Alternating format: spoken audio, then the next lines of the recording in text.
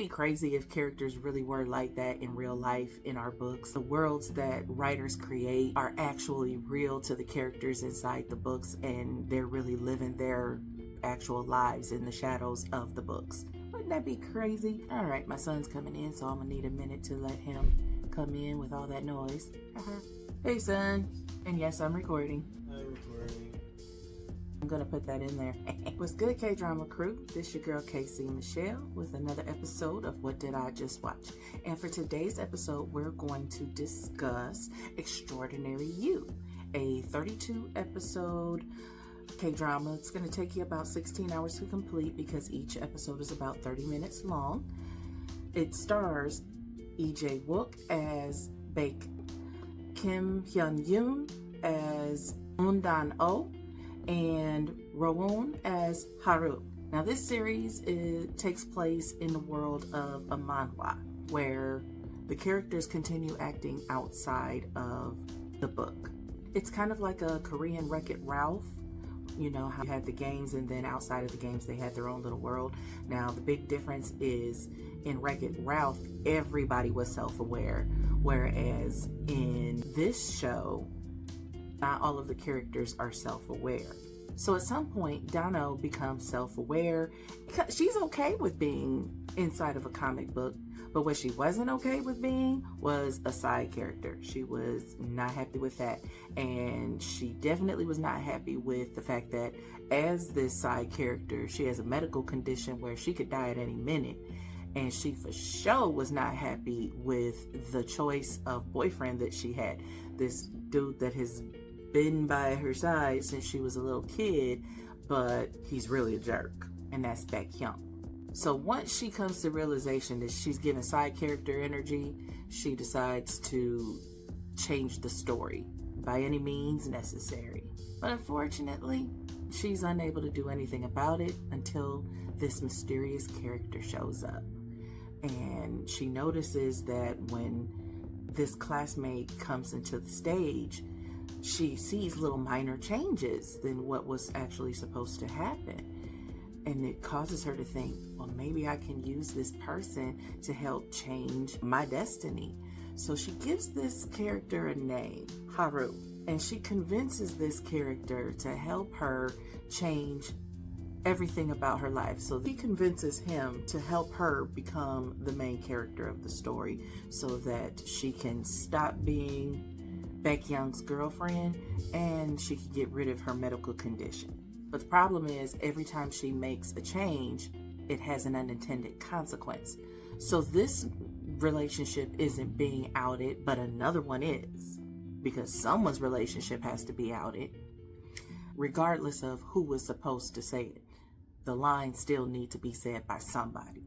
So the characters have these flashbacks that the self-aware characters have of a historical time, like nothing remotely close to what they're experiencing now, but you know, like Joseon Dynasty. And it's affecting their current space because they're like, what's going on? I'm having these moments, these flashbacks from centuries ago, but those memories are affecting me today.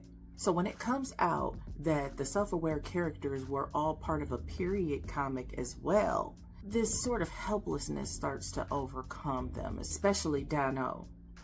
She starts to feel so frustrated with the fact that as much as she keeps trying, things go from bad to worse. The unintended consequences has her second guessing if she should move forward because she's seeing other characters' lives being negatively affected because of decisions that she's making on the stage. So she starts to ask herself, can I really overcome the path that has been laid out for me? What happens if I continue to violate the writer's direction?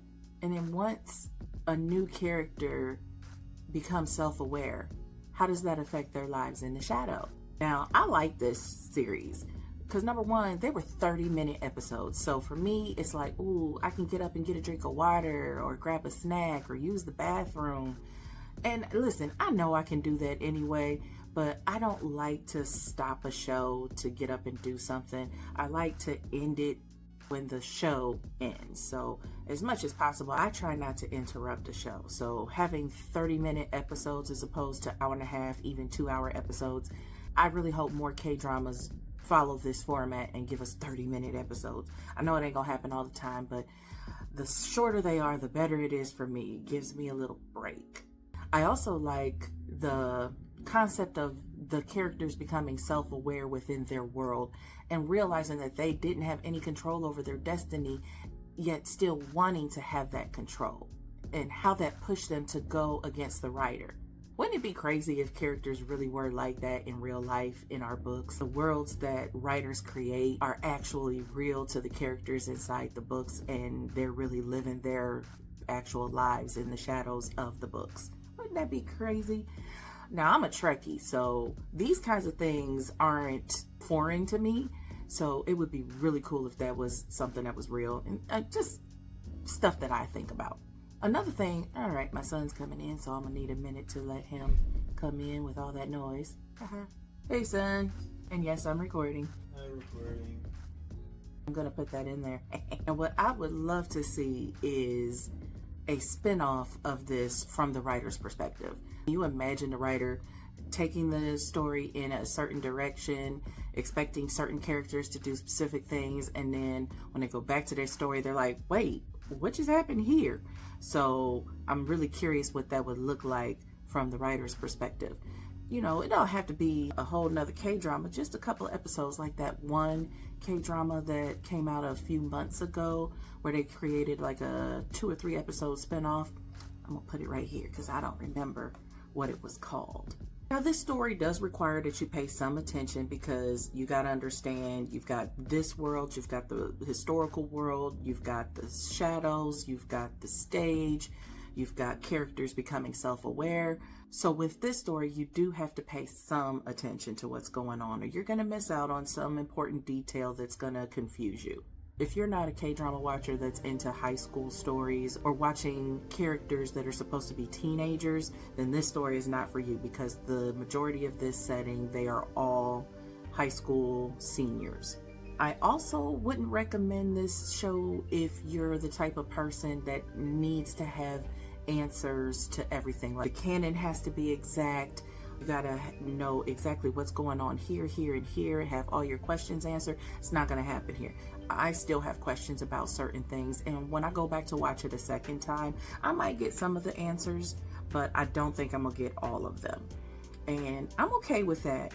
I'm okay with there being some plot holes here and there, because for the most part, the story was good. So I can live with some plot holes here and there. But if you're one of those people that has to have every plot hole filled, every explanation exact, and it has to line up perfectly, then this show is not for you, because it's just not going to happen.